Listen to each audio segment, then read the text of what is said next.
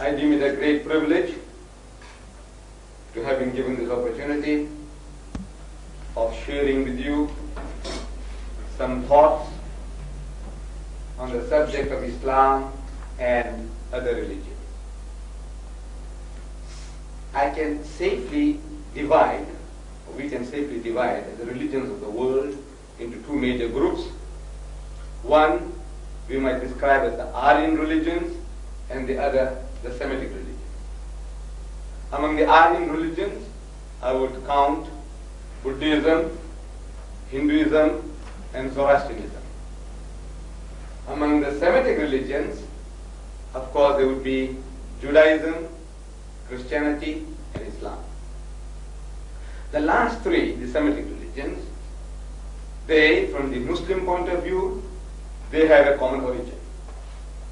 And we in Islam, we do not really think that these three are different.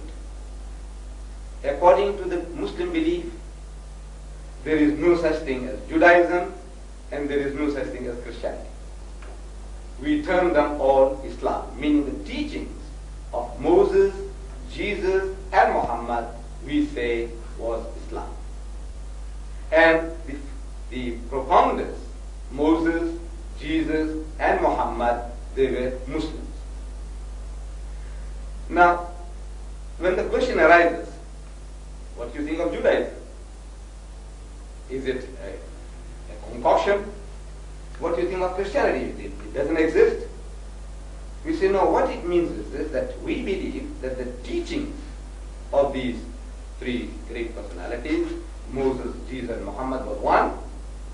And the terms Judaism or Christianity, the terms didn't exist in the lifetimes of the people, who were supposed to have propounded those faiths. For example, if Moses was alive with us today, and if we question him, if we could, say, "Oh Moses, what is your religion?" I personally do not expect him to say that my religion is Judaism, because this is a term which Moses never heard. This word Judaism is not in the Old Testament, or the Torah, or the Jews, or the Talmud, or the Mishnah. It is not to be found anywhere. Now, how does this word come about? Where does this term Judaism come from? I believe that when the Jews, when they conquered Palestine, Palestine was divided among the tribes, each tribe occupying a certain specific area. And the children of Judah, the eldest son of Jacob, the area which he occupied was known as Judea. And the people from the outside, they said, or they described, that the religion of the children of Judah in Judea is Judaism. And this term, the Jews seem to have taken a liking to it and they accepted it. But search for it in the Old Testament, the word is not there. The whole of the Old Testament. It's in the Torah, it's not there. In the Mishnah, it's not there. In the Talmud, it's not there. This is how the word originates. But Moses, we expect him to say that my religion is a religion of total submission to the will of God, which is a very lengthy but beautiful definition of what he was out to do, to preach the religion of God to mankind. A religion of total submission to God's will. One word for that in the Arabic language is Islam. When we come to Christianity, the same principles apply. That Jesus Christ, in his lifetime, he didn't hear the word Christianity, nor did he say, "I'm a Christian." If he was with us here today in his second coming, and if we could have the privilege of questioning him, said, "Oh Jesus, what is your religion?" I do not expect him to say Christianity, because if he did, I might ask him further, "What church do you belong to? Are you a Roman Catholic, or a Dutch Reformed Church, or a Seventh-day Adventist, or a Jehovah's Witness? What Christianity you belong to?" So in other words, I expect Jesus to say that my religion is a religion of total submission to God's will. And one word for that in the Arabic language is Islam. Islam, the word Islam comes from the word salam. Salam means peace, literally.